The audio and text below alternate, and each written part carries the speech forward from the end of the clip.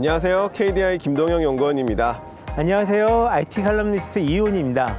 자, 오늘은 특별히 야외 이곳 예술의 전당에서 펼쳐지는 특집입니다. 바로 곧 개최될 2021 P4G 서울 정상회의 특집인데요. 5월 30일부터 31일 양일간 펼쳐질 P4G 정상회의를 프리뷰 형식으로 알아보는 특집을 준비했습니다.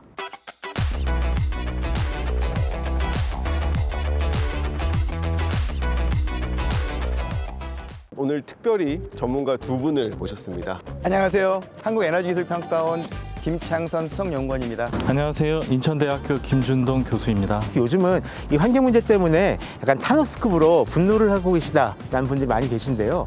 이 김준동 교수님이 이 P4G가 무엇인지 한번 설명해 주시겠습니까? P4G란 녹색 성장 그리고 글로벌 목표 2030 연대를 뜻하고 있습니다. 정부 기관뿐만 아니고 기업 그리고 더불어 시민연대가 파트너로 참여하고 그 인류의 현안을 적극적으로 풀 수 있는 그런 방안을 모색하는 것을 목표로 하고 있습니다. 이번 정상회의가 더욱 뜻깊은 게 우리나라에서 개최되는 최초의 환경 분야 다자간 정상회의잖아요. 네, 그렇습니다. 우리나라는 지난해 말 2050 탄소 중립을 선언했었죠. 전 세계 국가들이 탄소 중립 선언을 앞다퉈하고 있습니다. 이번 정상회의를 계기로 국제사회와의 공조 협력과 우리나라의 자리매김을 하는 자리가 됐으면 좋겠습니다. 아무래도 이번에는 에너지랑 식량과 농업 그리고 물, 도시 그리고 순환 경제 이 5가지 주제에 대해서 좀 더 지금 회의를 펼칠 예정이라고 하고요. 오늘도 저희도 이 5가지 주제에 대해서 한번 심도 깊은 이야기를 한번 나눠볼까 합니다. 어떤 얘기가 오갈지 저도 많이 기대가 되는데요. 두 분께 좋은 이야기 많이 부탁드리겠습니다. Energy is an indispensable element for our daily lives. Along with the aggravated environmental pollution, new and renewable energy has emerged as a solution to alleviate the issue. A technology that can process waste materials and create soil has been introduced. Also, a drone that is powered by hydrogen, which is a renewable energy source, was developed. Energy has been a significant solution that can tackle various issues on environment, climate change, and resources. Development of eco-friendly technologies such as new and renewable energy are necessary to help Korea take a huge leap into an energy powerhouse.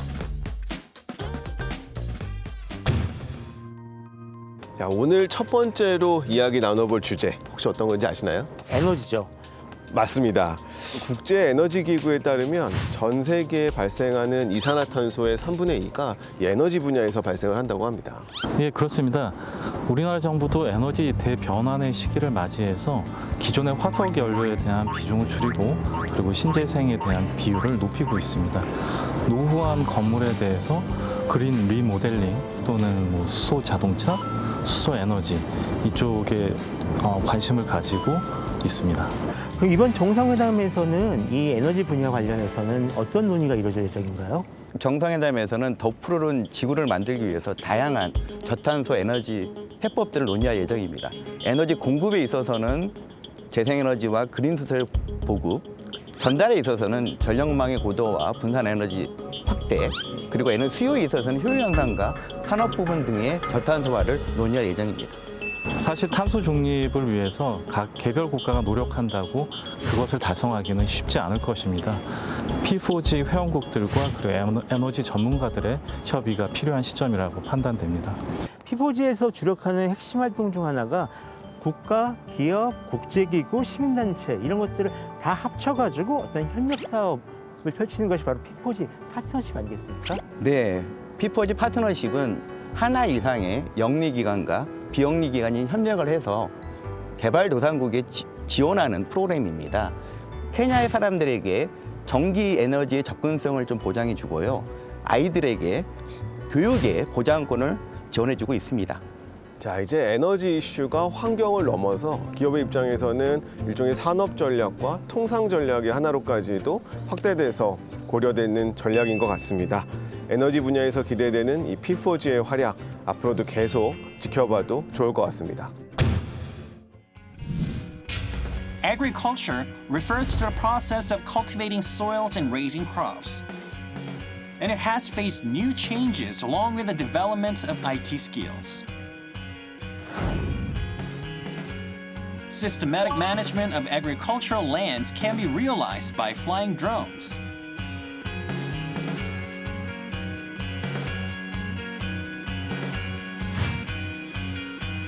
Also, plasma technologies have been applied to the agricultural sector, and it has led to the production of safe and healthy agricultural products.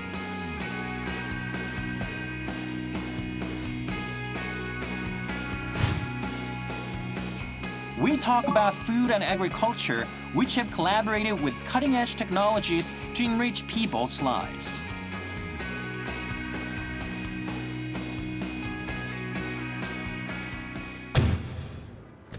자, 이번에는 P4G 주제 중에 식량과 농업 이야기를 한번 해보겠습니다. 코로나19 이후로 그냥 1년 동안 이 식량 위기가 계속 조금씩 위험도가 높아져 왔다라는 그런 얘기를 들었어요. 그래서 이번 P4G 정상회의에서도 굉장히 비중 있게 다뤄지는 주제 중에 하나가 지속 가능 농업입니다.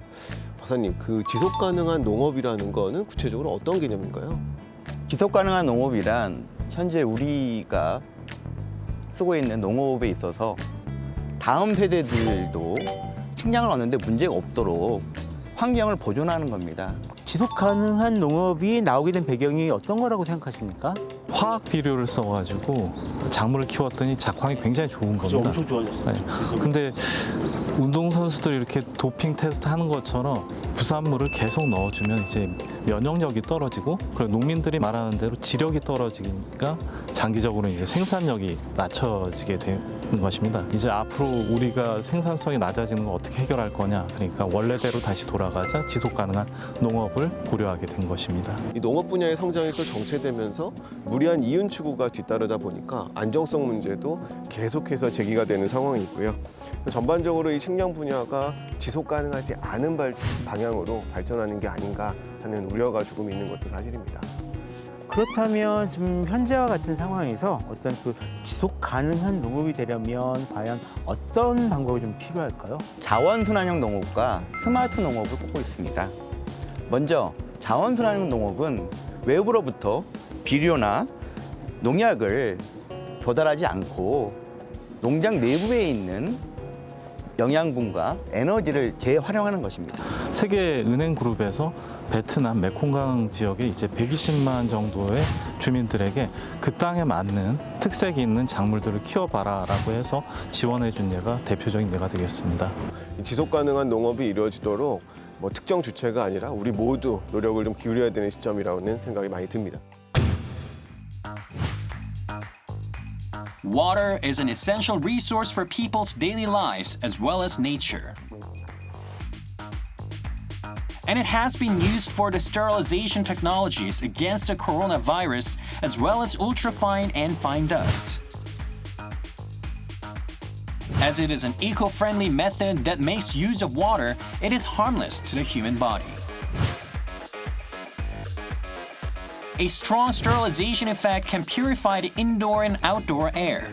Also, it can be a more effective strategy that can cope with climate change. We talk about different roles of water when it comes to tackling environmental issues.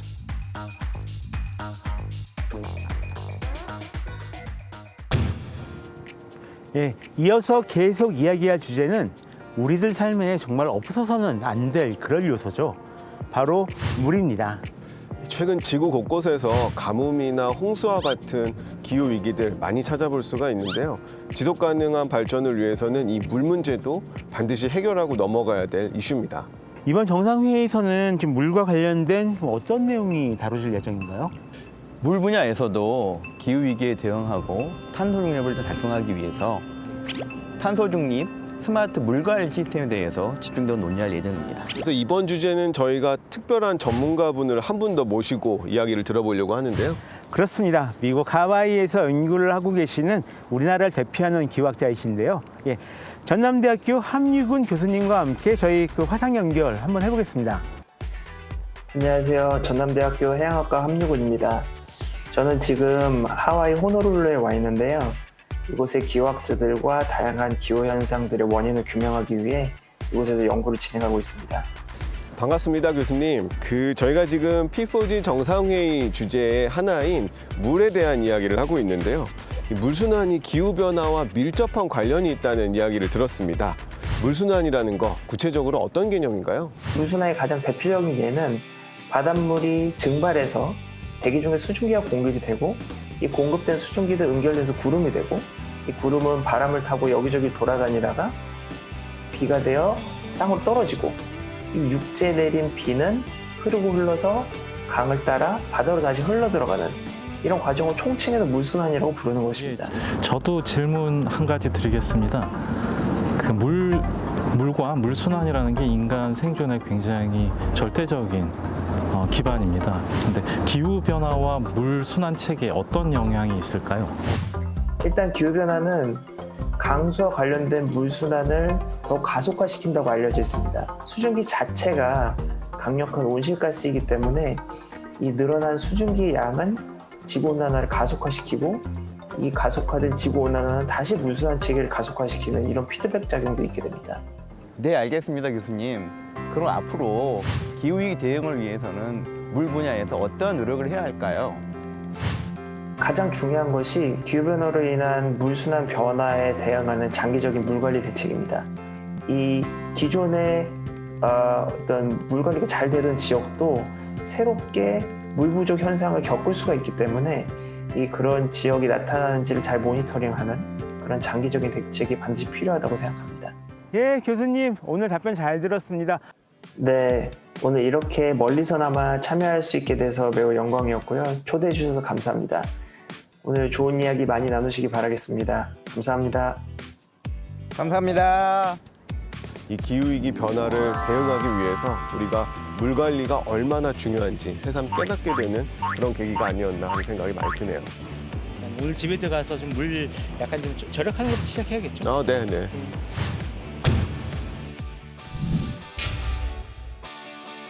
Big cities have huge populations and they are hubs of different industries. And a lot of research and development activities have taken place to deal with various environmental issues. This is a zero-energy building which can reduce greenhouse gas emissions indoor.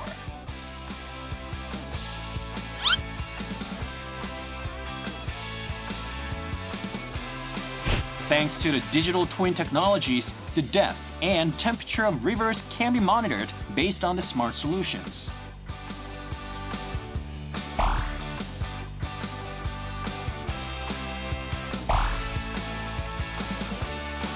Street views are created by reproducing different alleys in urban districts.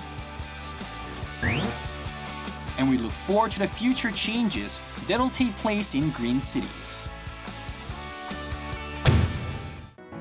얼마 전에 제 친구가 이런 얘기를 하더라고요. 앞으로 영화나 드라마를 만들 때는 참 어려움이 많겠다. 사람들이 다 마스크를 쓰고 다닐 텐데 이걸 어떻게 그대로 재현할까 이런 궁금증을 가졌는데요. 저는 제 다음 세대가 살아갈 도시가 어떤 모습으로 변할지 좀 굉장히 궁금합니다. 연구원님 어떠세요? 미래의 도시는 탄소 배출이 없는 친환경 에너지 자립도시라고 봅니다. 재생에너지와 그린 수소를 보급해야 되고 마이크로그리드와 분산형 에너지 시스템들도 보급돼야 될 걸 봅니다. P4G 정상회의에서도 이를 위한 전략들을 논의하는 걸로 알고 있는데 이게 중요할 거로 봅니다. 유엔에서 제시한 대로 따르면 이제 우리나라에서 이산화탄소를 2030년까지 줄이는 것을 목표로 하고 있습니다. 어떻게 하면 줄일 수 있을지가 초미의 관심사일 것 같은데요. 우리가 지금도 진행은 하고 있죠. 이 탄소 저감 도시를 위한 실천들 어떤 것들이 주로 있을까요? 도시에서 온실가스 감축하기 위해서는 재생에너지를 보급 확대해야 되고요. 이와 더불어서 그린 수소의 생산, 저장, 운송, 유통 전반에 대한 밸류 체인도 구성해야 됩니다. 따지면 이게 바로 그 스마트 그린 시티 아니겠습니까? 어떻게 생각하세요? 스마트 그린 시티는 이제 스스로 에너지를 생산하고 소비를 만족하게 하는 그런 개념이 될 것입니다. 태양광으로부터 에너지를 얻는다. 그런 것을 가정에서 혹은 빌딩에서 필요한 에너지로 공급을 하고요. 그리고 남는 것은 그 중앙 계통에 다시 되팔아서 전체적으로 보면 1년 단위로 플러스 마이너스 0, 그러니까 스스로 에너지를 제공하고 소비할 수 있는 그런 개념입니다. 연관 산업들도 굉장히 크게 발전을 하면서 일자리 창출에도 큰 기여를 할 수 있지 않을까 그런 생각이 또 듭니다. 에너지 절감과 동시에 경제까지 같이 살아나는 것, 이런 것들이 좀 저희가 꿈꾸는 미래 그린 스마트 시티 모습이 아닌가 싶네요. Circular economy, which pursues sustainable growth by saving resources and promoting recycling, has been in the spotlight. This is a technology which provides cash when putting plastic bottles into a vending machine.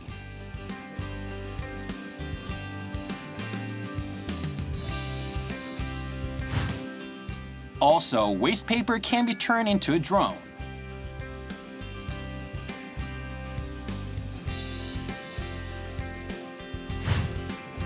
And waste materials can be used for the creation of artworks.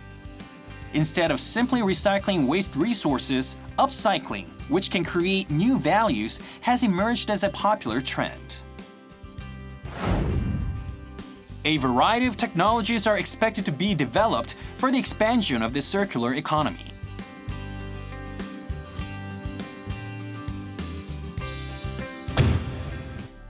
제로 탄소 어떤 도시를 만드는 게 솔직히 얘기만 들으면 굉장히 어렵게 느껴지잖아요. 하지만 우리 삶에서 뭔가 하나하나 작은 실천부터 쌓아나가면 꼭 불가능하지만은 않겠다라는 좀 생각을 이제 하게 되는데요. 이러한 환경오염의 주범으로 꼽히는 것 여러 가지가 있겠지만 그중에 가장 심각한 것 바로 플라스틱 아닐까요? 네, 그렇습니다. 폐 플라스틱 문제가 매우 심각합니다.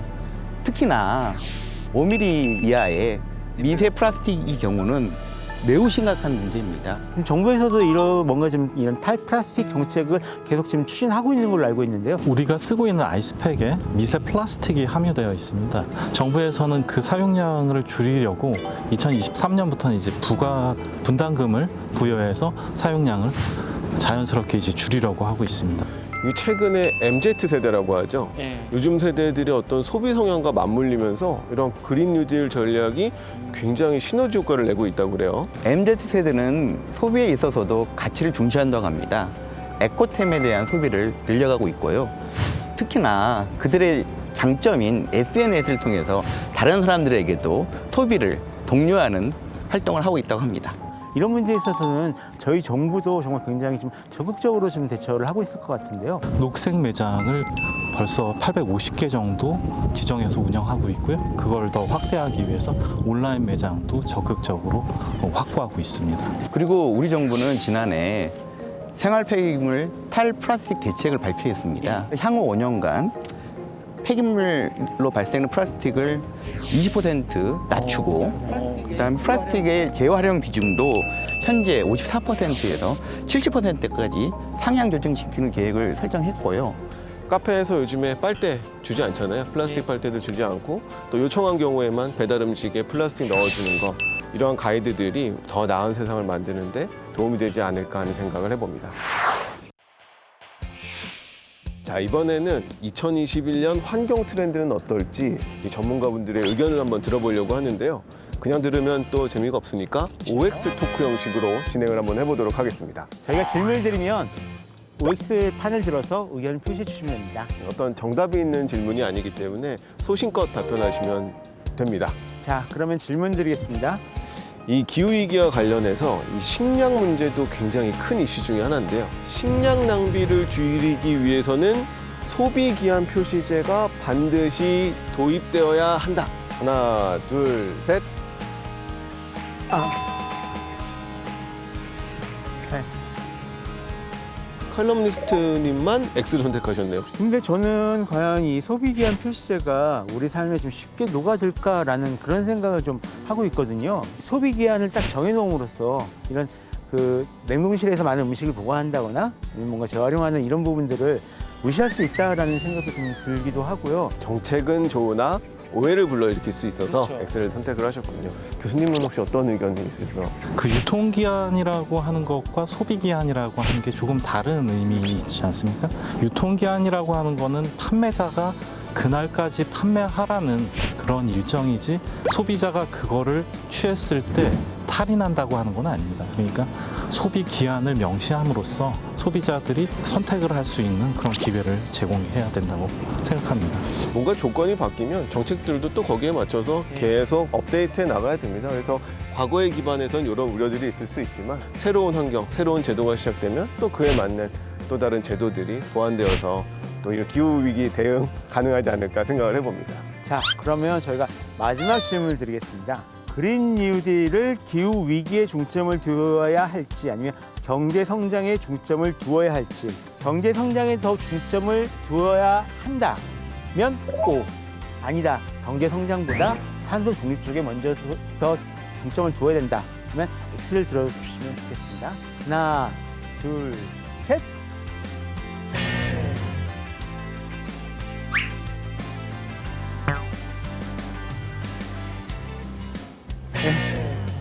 저도 이거 망설이다가 O를 택했는데요.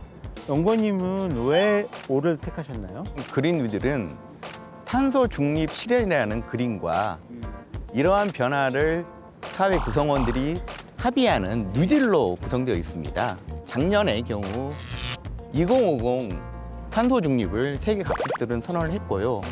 글로벌 대기업들은 거래처에게 아리백을 요구하는 상황입니다.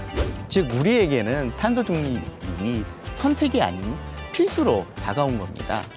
따라서 이런 외부 환경에 대해서는 적극 부응하되 그린 뉴딜에 있어서는 우리 사회 구성원들과 경제 성장을 동반하는 사회적 합의가 이루어야 될 거라고 봅니다.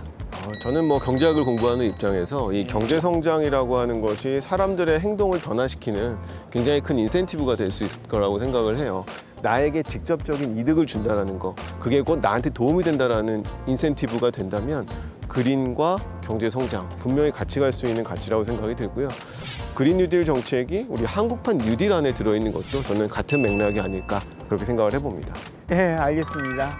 오늘 정말 이렇게 OX 토크를 통해서 굉장히 두 분의 좀 다양한 의견들 좀 들어볼 수가 있었는데요. 저희 다음 세대는 조금 더 안전한 세상에서 살아갔으면 좋겠습니다. 무엇보다 오늘 두 분 좋은 말씀 해주셔서 정말 감사드립니다.